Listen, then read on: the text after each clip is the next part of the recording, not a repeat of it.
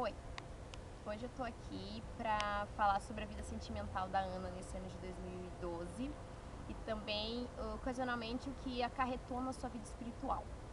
Como sendo uma das melhores amigas dela, eu acompanhei muitas situações, então ela achou que eu posso falar sobre isso. Eu acho que a situação da Ana ela acabou começando ainda no ano de 2011, quando ela teve um rompimento de uma situação, mas ela ainda estava muito sonhadora com o que ela queria casar, que ela queria namorar, enfim. Nisso, ela acabou se aproximando muito de um obreiro da igreja dela, 3 anos mais novo, aparentemente querido, e eles começaram a ficar muito amigos. Como já de outras situações que ela havia passado, de meninos mais novos do que ela, eu ainda tentava alertar, olha, não se aproxima dele, não deixa com que essa amizade exista. Mas ela, na mente dela, ela achava que ele era um menino, então pra ela não havia nada. E aquele menino cada vez se aproximando mais, sendo mais querido, sendo mais amigo dela. E eu tentava sempre alertá-la, falar pra ela, xingava muitas vezes, falava, não seja amiga desse menino, rompe essa amizade, enfim, mas ela foi levando isso por alguns meses, às vezes até falando com ele sem eu mesmo saber, enfim. Até que eles descobriram que um gostava do outro e levaram essa situação até o pastor da igreja deles, para que eles fossem namorar, fossem orar. Levaram até os pais, que no primeiro momento aceitaram, depois voltaram atrás e não aceitaram mais. E aí eles ainda continuaram com essa situação, continuaram conversando, mesmo com a proibição do pai, com a negação, né, do pastor. O pastor não aceitava isso. E eles ainda continuavam nessa situação. O que aconteceu? Ficou uma coisa, até que é uma palavra um pouco forte, mas ficou como se fosse uma obsessão. Eles falavam demais.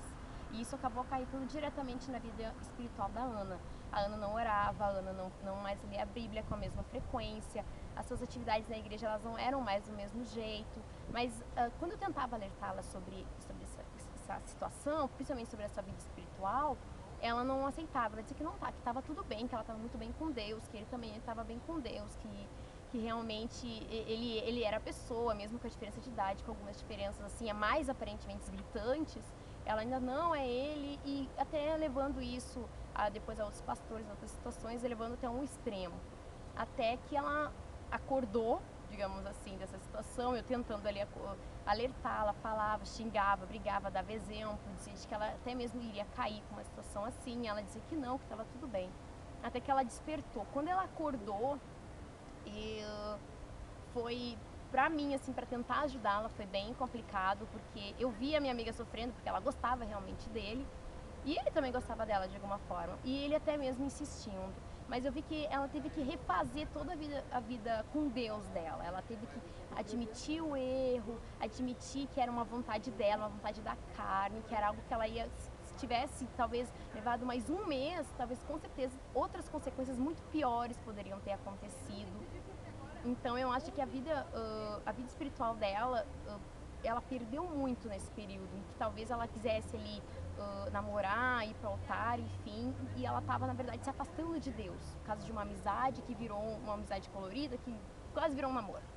Então eu acho isso foi o que mais acarretou. E aí eu vi ela tendo que se refazer a sua vida com Deus, ela conseguiu, eu acompanhei, eu tentei ajudar no que eu pude.